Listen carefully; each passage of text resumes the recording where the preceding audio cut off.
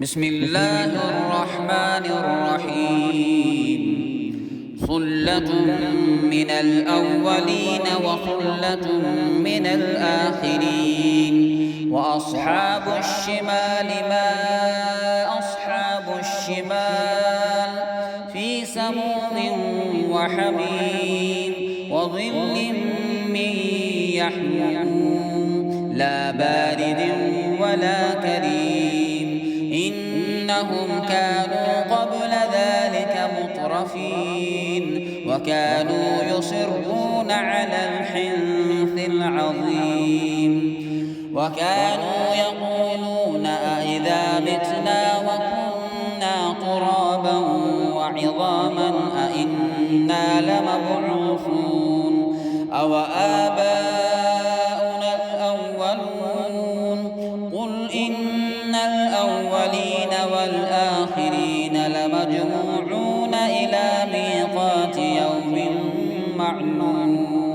ثم إنكم أيها الضالون المكذبون لآكلون من شجر من زقوم فمالئون منها البطون فشاربون عليه من الحميم فشاربون شرب الهيم. هذا نزلهم يوم الدين. نحن خلقناكم فلولا تصدقون. أفرأيتم ما تمنون أأنتم تخلقونه أم نحن الخالقون؟ نحن قدرنا بينكم الموت وما نحن بمسبوقين على أن نبدل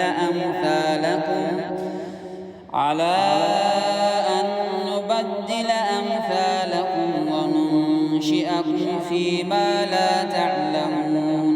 ولقد علمتم النشأة الأولى فلولا تذكرون.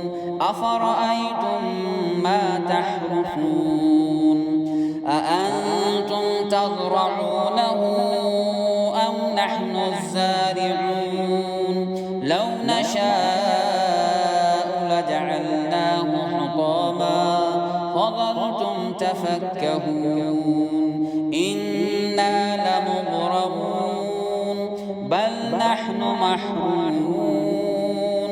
أفرأيتم الماء الذي تشربون أأنتم أنزلتموه من المزن أم نحن المنزلون؟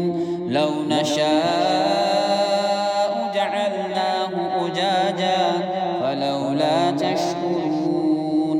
أفرأيتم النار التي تورون أأنتم أنشأتم شجرتها أم نحن المنشئون؟ نحن جعلناها تذكرة ومتاعا للمقوين. فسبح باسم ربك العظيم.